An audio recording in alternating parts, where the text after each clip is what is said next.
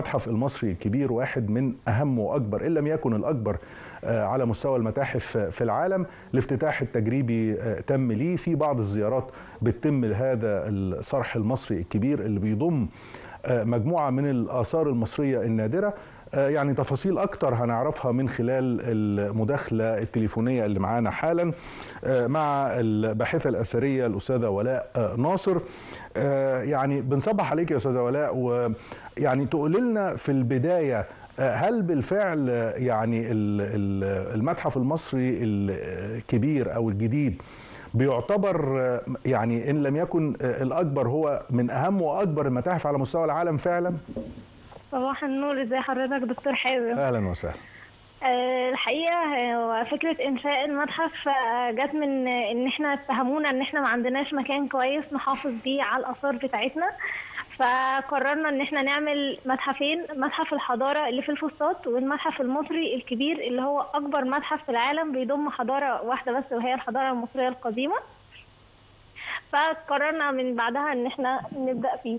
هو المهم ان هو يعني القرار بقى السياسي بان المشروع ده يعني هو موجود لكن متعثر ان هو فعلا يطلع للنور ويتم الانتهاء منه. الحقيقه هي دي اللي بيفرق مصر اليومين دول عن قبل كده. المتحف بدأوا فيه من سنة 2002 لما أعلنت الحكومة المصرية عن بدء المشروع، وفي سنة 2003 حبوا إن احنا نشوف تصميم جديد وأعلنوا عن مسابقة وكسبت فيها شركة إيرلندية، وتصميم المتحف كان مستوحى من الحضارة المصرية اللي هي إن أشعة الشمس بتيجي من الثلاث أهرامات وإن هي بتصب في المتحف المصري الكبير. كمان في سنة 2005 بدأوا ان هم بالفعل يبنوا المتحف، بس تعطل للأسف شوية ورجعوا كملوا بنائه في 2014. وطبعا زي ما حضرتك عارف انه بيفتتحوا فيه جزء وفاضل بس قاعة للملك توت عنخ آمون ومركب الشمس للملك خوفو، وان شاء الله يتم الافتتاح الرسمي للمتحف ان شاء الله. قولي لي بقى يعني ايه الفرق المتحف الجديد عن المتحف القديم اللي موجود في ميدان التحرير؟ يعني ده كمان متحف له أهمية كبيرة ومتحف حضاري كبير، لكن ايه الجديد اللي بيضيفه المتحف الكبير اللي في الجيزة يعني في سفح الأهرامات؟ هو مختلف تماما طبعا، كل متحف وليه الطابع بتاعه الخاص وما نقدرش ننكر يعني أهمية المتحف المصري اللي في التحرير.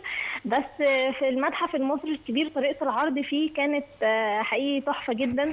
كمان الخدمة اللي بيقدموها ان في كمان تور جايد بيطلع لو حد حابب يعني بيمشي معاه في المتحف.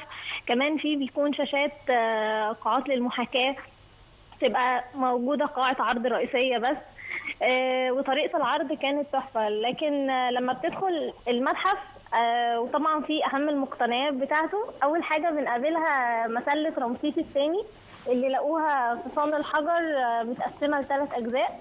وبعد كده في المتحف من جوه بنشوف تمثال للملك رمسيس الثاني، وطبعا لأن التمثال طويل وكبير فهم حطوا التمثال الأول، وقبل ما يقفلوا سقف المتحف راحوا كان التمثال موجود يعني. ممتاز ممتاز. طيب يعني نقدر نقول ان شاء الله لما يعني دلوقتي في افتتاح تجريبي وفي بعض الزيارات كده اللي بتتم، لما يتم افتتاح المتحف بشكل كامل يعني هيبقى على يعني مصاف المتاحف العالمية اللي بنسمع عنها وبيجي لها السياح من كل أنحاء العالم للمتحف ده تحديدا، هيبقى المتحف المصري الجديد متوقع ان هو يبقى كده، خاصة ان التخطيط الاستراتيجي بقى للدولة ان اتعمل له مطار يعني تقريبا عايز اقول مطار مخصوص، هو مطار سفنكس. ايوه دي حقيقي. طيب يعني ايه المتوقع يا فندم؟ المتحف المصري اللي في المتحف المصري الكبير يعني ضم اصلا يعني مجموعه كبيره من السياح، يعني هو لسه ما افتتحش رسميا تمام، بس جاله اكتر من 1,000,000 سائح في خلال الفتره دي. ممتاز ممتاز. والمطار طبعا خلاص ده فعلا شغال وفي حركة طيران، سواء يعني طيران خارجي أو داخلي أو شارتر كمان، فيعني إن شاء الله كل الأمور ماشية بشكل مدروس وسليم. ربنا يعني ييسر لنا دايما الأمور في بلدنا الغالية اللي تستحق كل الخير الحقيقة، لأن شعبها شعب عظيم وبيبذل كل جهده من أجل هذا الوطن. فلما بيكون بقى في يعني تخطيط وفي إرادة للتنفيذ، الموضوع إن شاء الله بيبقى متكامل وينجح. شكرا جزيلا الأستاذة ولاء ناصر الباحثة الأثرية.